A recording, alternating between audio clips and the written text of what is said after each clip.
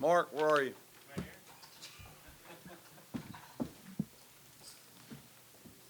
Any water? Any Coke? Huh, you sure? Mike, that was your third AC. I'm going to make an opening statement. I'm just kidding. Go ahead. That was your third AC road win already. How do you explain this young team being so good on the road? Oh, Mark, again, I continue to say it. Nothing is going to surprise me with this team. They have a level of confidence, and it's a great team in terms of preparation, and that's pretty unique and pretty special. I've had some young teams that were, a little goofy and needed to grow up some, and would leave some things on the floor that you needed to handle a certain way. This team, you give it to them, and they've got it. A number of kids that that are good offensive players. Some are a little bit better defensive players. It's a by committee deal on the glass. I think we were down 7 at the half and finished the game down 5. Seeing Tyrese Radford emerge here as a special person with his ability to get to the rim, get fouled. He is becoming a very, very good and hard-nosed defender, and goes without saying what he is doing for our team on the glass. So what we've done, winning 3 of 4 on the road with 6 to play in the regular season, is pretty darn special, and I shared that with them. I don't think people understand how difficult any league it is to go on the road and win games, and a feather in our team's hat, and I'm proud of them. Mike, you told us in Charlotte you wanted to put numbers or goals on what you're going to win. In your mind, though, you had to have expectations of what was reasonable and what wasn't this year. Have you changed your expectations? I have, Mike. Let's be honest. All right. When I saw you in October in Charlotte, I was just trying to keep my face above water to draw another gasp of air by this time.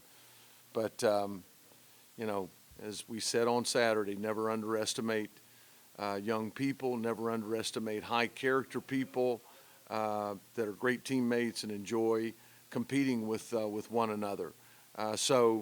My expectations changed, yes, but not big picture. You can't live like that in this business. It is a one-game deal.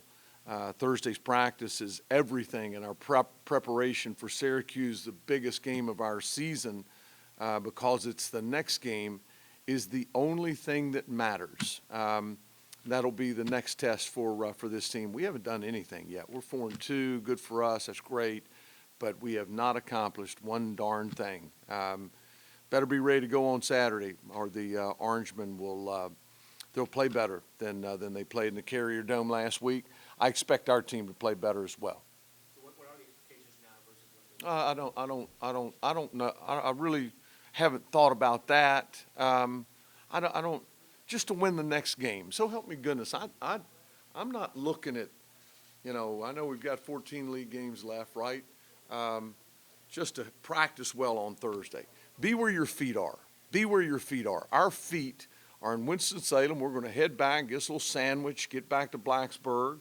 We'll take a day off tomorrow and let them, rest up and get their wheels under them. And we've got to have a great practice on Thursday. That's all that matters when you get right down to it. And I expect us to do just that as we look forward to Syracuse. Jalen Cole seemed to handle the emotions pretty well at his home. Yeah, he's a basketball player.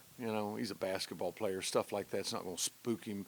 I mean, he typically has a number of family, in Blacksburg. It's such a short, drive down here. But, playing well and helping our team win is very important to him. But I never thought 1 second about him coming home might be a little different for him. No, not players like players like him. You've done such a good job with your turnovers and limiting that. What will be the key in terms of how you handle the ball with Syracuse and a different looking defense? Well, we did a nice job of it. We have what was our numbers up there last week? We could play at a nice pace, Mike. I thought we had a few too many late clocks. Now that zone has something to do with that. But I think we'll be fine. We had one early because of the angles of the recovery, and Hughes knocked one down. But I thought all in all, we got the ball in some pretty good places, and I thought our team moved the ball unselfishly, and we missed some shots that we should get down, and I expect us to get them down on in the Castle this weekend. You said yesterday that you didn't really have an answer for why, but you were glad that your team didn't foul a lot. Yeah. Did you jinx yourselves? 'Cause I think Probably. Well, I mean, they scored 25% of their team points from the foul line, and Johnson 11. It is Johnson. Childress are just downhill people, and I think it was, 68-48. It was down there late, and then, here you go. I mean, just it's like a roller derby event, just people flying at the rim, and hard time getting set, and they're just a parade to the foul line. That bugs me, but you see that quite a bit in and down the stretch with things like that. Radford had 21 tonight after having 18 last weekend. Jalen had, I think, 15 tonight, third straight game in double figures for him. Are these guys starting to get some confidence offensively? Are these starting to be kind of Well, guys I'll that tell you can what, you go do that in the Carrier Dome and go on the road here, and both played very well against NC State. Doing it night in, night out, there's no way you can't build on your level of confidence. I know this, and they know this.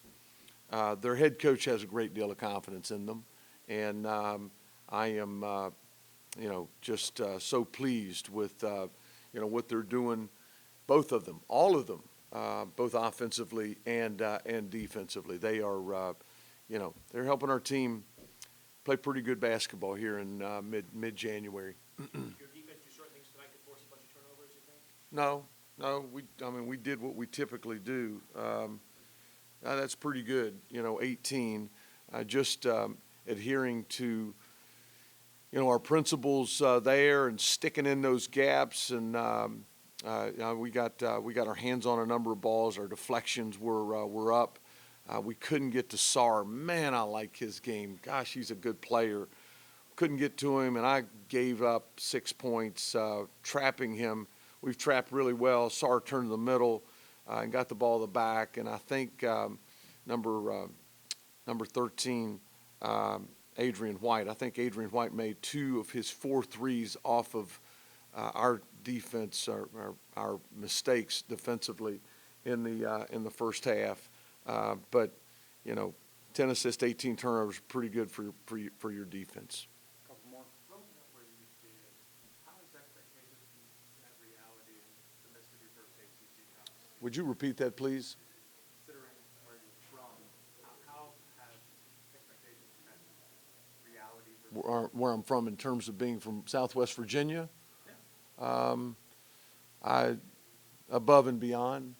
I can't tell you how much I love Virginia Tech, and an honor, and just a heck of a lot of fun to drive onto that campus every day and work with this team, to coach inside the building where I saw my first college basketball game back in 1971 and lead the Hokies.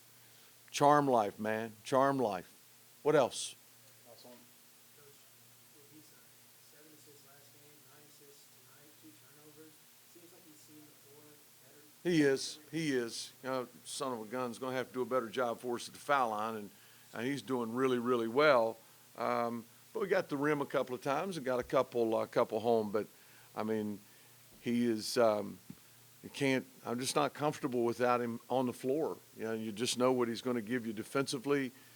Getting the ball stopped is a bigger deal than people think. And that guard like Childress can really fly that thing up there. And if you're not set and you're not corralling with a post player, that leaves a heavy burden on the point guard. And you need a big, strong guy like Beatty. And I thought he did another, wonderful job in that regard. And, I mean, you know how I rely on him. This team relies on him, and he's done it. And, he didn't have his best game tonight, but again, I've told you, I can't imagine life without Wabisa Beatty. He's playing great ball, and I'm proud, just so proud of him.